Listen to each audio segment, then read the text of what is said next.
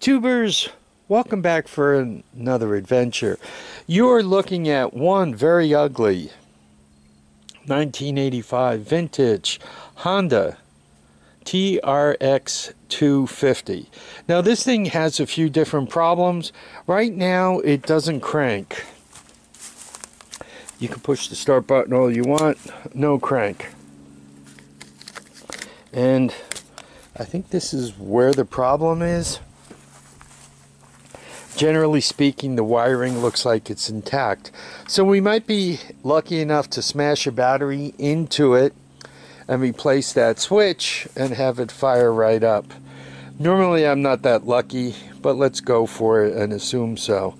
So that's exactly what we're going to do. We're going to fix this no crank Honda TRX 250 today. Where do we start? So here's the key switch, and if we take a look right in the back of it, you'll see there are 4 wires, right? Red, I assume that comes from the battery. Right next door to that is black, and that powers up the all-terrain vehicle when you connect those two together. Then you got green, which is ground, and the black wire with the white stripe, those, when you short those two together, that's how you turn off the bike. If you leave them apart such that they're floating, the bike is able to spark. This is one of those all-terrain vehicles where you don't need 12 volts for the ignition system to spark. The CDI doesn't need 12 volts. It's an AC CDI, and it gets the power directly from the stator. So there's a lot of ways to do this. I do not currently have the exact replacement switch, and if I did, you could just plug it in there, and there's another couple of wires that come out of it. You could just replace it that way. Given that I don't have the switch, I'm going to cut these wires and just hardwire it in, and I'll show you how to do that.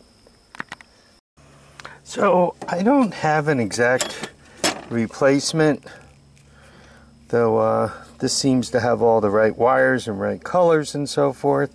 So it's probably originally meant for a Honda. What I'm going to do is cut this off, cut that switch out, hardwire it in, leaving plenty of extra wire just in case I want to recycle this in the future, put it on something else. If I get the right switch. A lot of times with these also, it depends on how they push in. I mean, this is trash. You can see it only's got 1 notch here, where that one has 2. So anyway, I want to get to functional today, so let's just hardwire it. So let's talk about the on and off switch for 1 second. Let's pretend it's turned off. When it's turned off, these two are shorted together, the green and the black with the white stripe. And when it's turned on, these two are shorted together. When you short these two together, what happens is power goes from the battery on up through that switch to here, to this. Once you have power here, you can use it for things like turning the lights on and engaging the starter. So, supposedly, as I'm troubleshooting this, between this red wire and ground, I should see 12 volts. Between this black wire, that powers up the whole bike. So once again, if I put those two together, it runs power to all of that. And these two, the green wire should be at ground, and the black wire with the white stripe goes to the CDI box as the off. Anyway, let me get this hooked up right here, and with what I just said, you could take a moment with an ohm meter to figure all that out. So I wired in this brand new switch and discovered it doesn't work. It doesn't work in either direction. It doesn't turn off the bike, and it doesn't turn on the bike. So, about this switch, there you go. So we're going old school here. You put these two wires together, and you turn the bike on. So, I know there's power coming from the battery up here, and I know there's power here because I put my meter there and checked it to ground and got 12 volts. Then you start pushing this button. Well, if you listen, this button doesn't quite sound right. So I think you could see my finger down there moving back and forth. This is the starting solenoid. And what happens is you have a coil in this thing, right? And basically, when you put power to the coil moves a block up, which engages the contactors. One side of this is the battery, and the other side is the starting. The plastic piece is over the starter cable. And you see two wires that come out of it, and one is yellow and red, and the other is green. Well, green is for ground, right? And I checked that, and sure enough, when this thing is in neutral, the ground is functioning as it should be, right? You have ground to that. When you put this thing in first or reverse, any gear, or reverse, what happens is you have an open circuit on the ground side. So your starting solenoid does not get ground, which means even if you put power to it by turning on the key switch and pushing this button, it will not work because, once again, you're not neutral. Your neutral light comes on, and when your neutral light comes on, the switch is grounded, and now all you have to do is push the starter button, and what happens is power goes where that yellow wire is. See, I have the red wire jammed in there. Well, let me just get myself sorted, and I'll show you. By putting power to that, the starter will engage. As you can see, I have this red wire plugged in to where the starting solenoid should apply power, where the starter button should apply power to the starting solenoid. And if you touch it right here, it engages the solenoid, which puts power to the starter, which turns it all around. So what have we learned about this? Well, the first thing we learned, and it was visually quite apparent, the starting or the key switch was trashed. It was broken. It physically was missing half. So that obviously wasn't working. The replacement key switch that was floating around the hoard. It was new, but it was just floating around. That's also not working.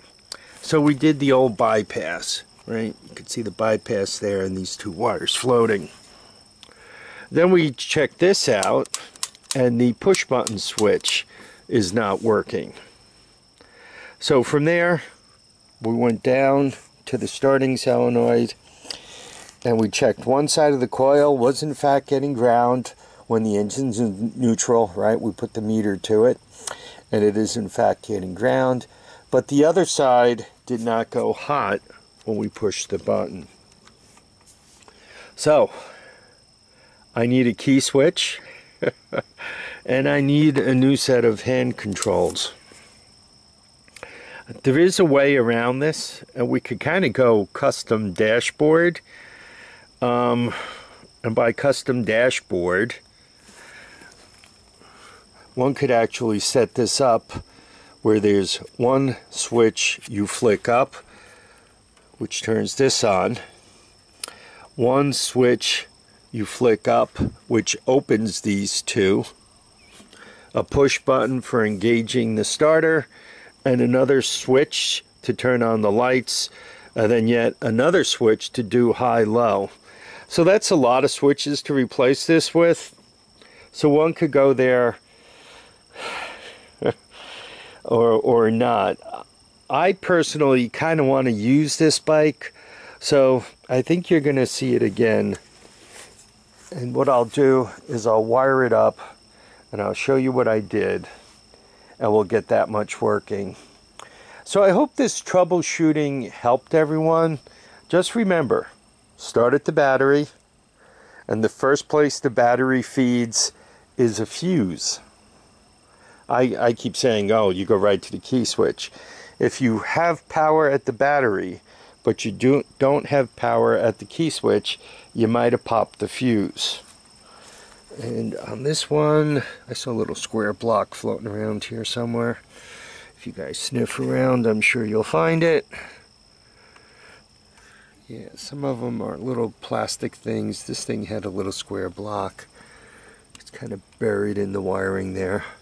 Once again, if you look around, I'm sure you'll find it. So once you have power to the key switch, you can kind of tell the red wire is what the power came in on, but you can verify that with your meter. Green is always ground. Keep the red away from the green unless you want to see your fuse blow. Black and white, that goes to the CDI. The pure black, and you could tell the power wires, whether it's the red wire from the battery or the black wire which powers this handlebar switch, they're a little thicker. If you put those two together, whether you put a switch in to do it or you hardwire them like I did, power comes over here, you push the button and it's supposed to come down here. To make this starting solenoid actuate, you need two things. You need ground on one side of it and power on the other. With my meter, I determined very quickly I had ground on the green wire, so I was happy about that. And then I also determined that I could not get power on the yellow and red wire. Sometimes the wire colors change a little bit, but typically I've seen the wire that powers that starting solenoid, sometimes it's orange, sometimes it's yellow and orange. Typically the ground side is green. Sometimes it's red and green, which is a little weird. But typically it's got some color of green in it. On some of the China stuff, they mix green in with the hot wires. And sometimes with the China stuff, the black wire that Honda's running power throughout the bike with, right, goes to this switch and then throughout. Sometimes the Chinese stuff uses black for ground. So take a few minutes to figure that out. If you got a minute with a meter, you could kind of go, oh, I see what they're doing here. So take the time to have that aha moment. Anyway, I hope this video helps everyone. I want you all to keep your feet down, your heads up, and I need you all to get out and enjoy each and every day. Bye now.